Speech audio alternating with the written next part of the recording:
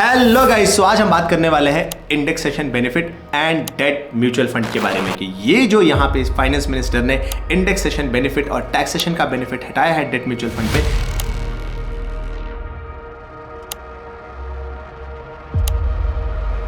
Exactly इसका meaning क्या है, हमें करना क्या है और इसका इंपैक्ट कहां पे होने वाला है। सो यहां पे सबसे पहले इंडेक्सेशन को समझते हैं। इंडेक्सेशन का सिंपल मीनिंग है कि महंगाई को ध्यान में रखते हुए आपको टैक्स में छूट देना। आपने जो भी इन्वेस्टमेंट की हुई है, समय पड़ने पर जब आप उसको रिडीम करते हो तो जो समय के साथ महंगाई बढ़ी है ना, उस बढ़ी हुई महंगाई का बेनिफिट आप तक ट्रांसफर करना कि भाई इस महंगाई पे ना हम आपसे टैक्स नहीं लेंगे, इसके ऊपर जो आपको गेन हुआ है उस पर ही टैक्स लेंगे। अब इसको एग्जाम्पल से समझते हैं तो आपको एकदम बढ़िया से समझ में आ जाएगा। मान लीजिए दो दोस्त हैं, राम एंड श्याम, और ये हम बात करें सन 2000 की। दोनों ने डिसाइड किया कि यार एक लाख रुपए हमें इन्वेस्ट करने हैं। एक ने डिसाइड किया कि चलो मैं फिक्स डिपॉजिट में रख देता हूं, यानी कि बैंक के फिक्स डिपॉजिट में। दूसरे ने डिसाइड किया कि यार डेट फंड भी फिक्स डिपॉजिट जैसा ही होता है, तो चलो मैं डेट म्यूचुअल फंड में रख देता हूं। दोनों ने एक लाख रुपए वहां पे रख दिया। अब ओवर द टाइम 7.5% मान लो दोनों को रिटर्न मिला, ठीक है। एफडी में भी 7.5% मिला एंड डेट म्यूचुअल फंड में भी 7.5% दोनों को बेनिफिट मिला। सो 2022-23 तक आते आते उनका जो टोटल अमाउंट हो जाएगा 7.5% के हिसाब से लगभग 5 लाख रुपए। अब दोनों के पैसे बराबर है, सिर्फ एक ने फिक्स डिपॉजिट में रखा है और एक ने डेट म्यूचुअल फंड के अंदर रखा है।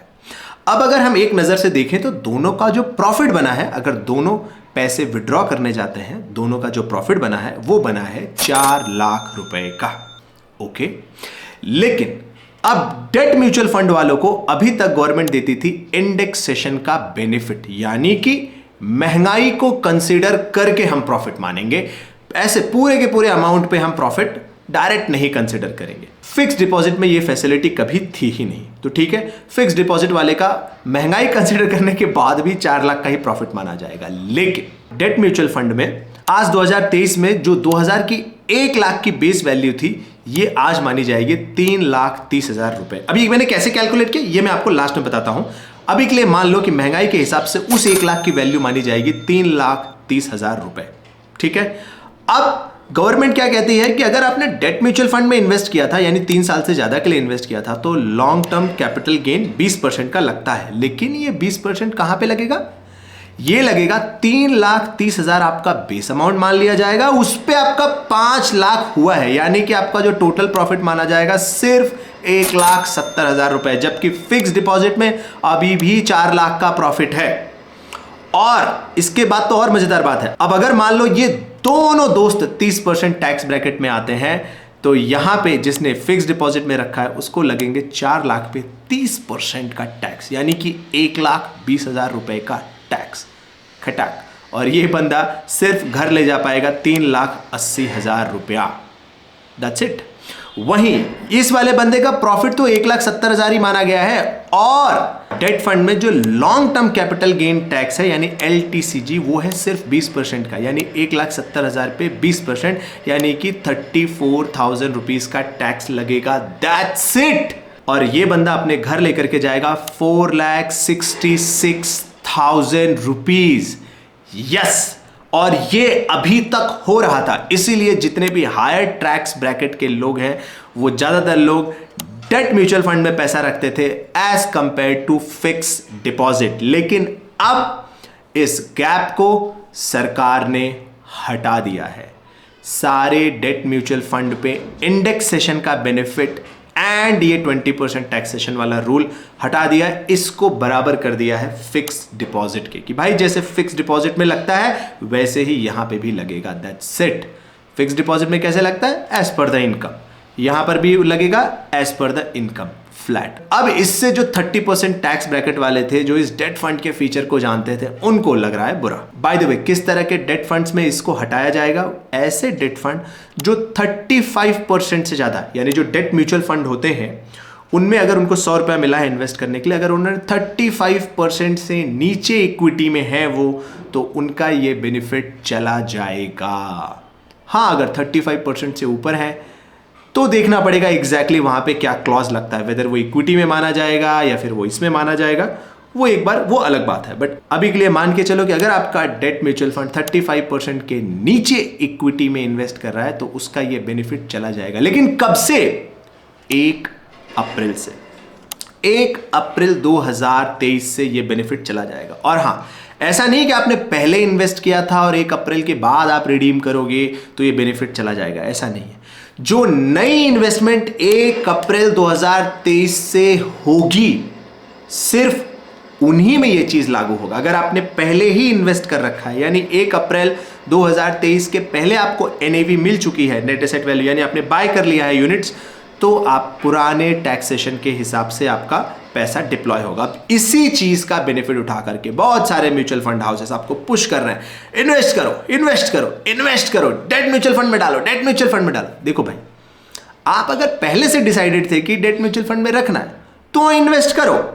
लेकिन अगर आपको पता ही नहीं था और आप वैसे भी 30% टैक्स ब्रैकेट में नहीं भी आते या फिर आपको ये टैक्स बेनिफिट ले भी नहीं रहता, तो जरूरी नहीं है कि डेट म्यूचुअल फंड में अभी कूद ही जाओ। ज्यादा से ज्यादा हम क्या ही कर पाएंगे, थोड़ा बहुत चलो मान लो करके डाल भी दिया तो भी तो बाद में बड़ा पैसा तो डाल भी नहीं पाएंगे, है ना, वो तो एफडी जैसा ट्रीट हो जाएगा। तो मेरा ऐसा मानना है कि जल्दीबाजी करके कुछ ऐसा अनाप शनाप पैसे मत डालो, अपने हिसाब से डालो। अगर आपने ऑलरेडी प्लान कर रखे थे, कुछ आपके पास बफर अमाउंट है तो डालो।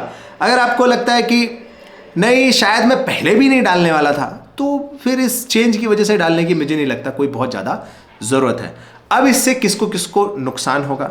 नुकसान जैसा कि मैंने आपको ऑलरेडी बता दिया, ऐसे डेट म्यूचुअल फंड जिनमें 35% से नीचे इक्विटी है, हो सकता है उनमें जो बड़े लोग उनमें इन्वेस्ट कर रहे थे, मैंने इसे बड़े मतलब वही 30% टैक्स ब्रैकेट वाले और जिनके पास ये इन्फॉर्मेशन थी वो इन्वेस्ट कर रहे थे, वो इन्वेस्ट करना शायद कम कर दें। मैंने अपने काफ़ी फंड्स डेट म्यूचुअल फंड में रखे। अब मुझे 1 अप्रैल से सोचना पड़ेगा कि यार डेट में डालूं या फिर मैं उसका अल्टरनेटिव कुछ हाइब्रिड टाइप का फंड देखूंगा जहां पे 40% 35% के आसपास इक्विटी हो, बचा हुआ ज्यादातर पैसा डेट में ही पड़ा हो सेफ्टी की नजर से। और इसको करने का जो पीछे का कारण है गवर्नमेंट का, आई थिंक वो काफी ऑब्वियस है कि 2 ऐसे इंस्ट्रूमेंट चल रहे थे, दोनों फिक्स काम ही कर रहे थे, दोनों फिक्स डिपॉजिट जैसे ही काम कर रहे थे, लेकिन एक में इतना बड़ा बेनिफिट था, दूसरे में था नहीं।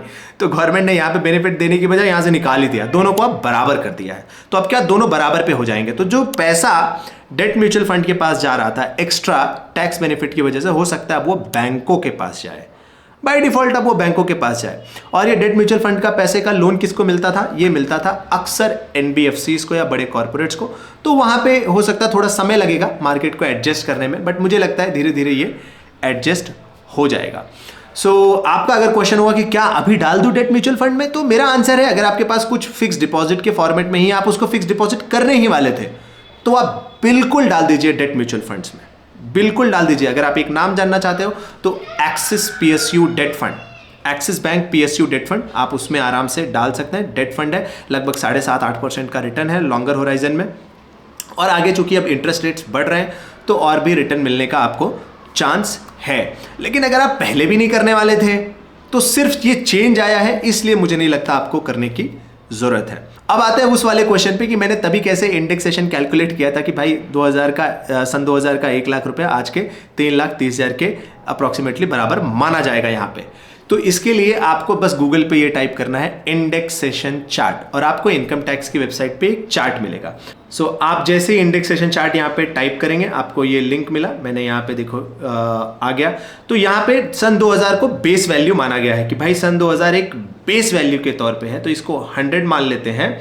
तो वही अगर आप यहाँ पे देखोगे 2022-23 में 330 यानी कि वही 1 लाख रुपए यहाँ पे हो जाएगा 3,30,000 के बराबर। इस इंडेक्सेशन चार्ट को आप आसानी से देख के पता कर सकते हो कि सन 2000 का 1 लाख रुपया 2002-03 में 1,05,000 और 2003-04 में 1,09,000। इसको आप इस तरीके से भी देख सकते हो कि सन 2000 में आपको 100 रुपए में जितना सामान मिलता था उतना ही सामान खरीदने के लिए आज आपको 3,30,000 रुपया खर्चा करना पड़ रहा है। यानी सन 2000 का 1 लाख और आज का 3,30,000 इक्विवेलेंट है। सिंपल, इसी चार्ट का इस्तेमाल करके लोग कैलकुलेशन, सिंपल कैलकुलेशन करते हैं कि भाई इंडेक्सेशन का बेनिफिट कितना है, और अक्सर ये प्रॉपर्टीज में कैलकुलेट किया जाता है। सो उम्मीद है आपको ये पूरा समझ में आ गया होगा। पहले तो इंडेक्सेशन क्या है, इंडेक्सेशन बेनिफिट क्या है और कहां से इसको रिमूव किया गया और आपको क्या एक्शन लेना है।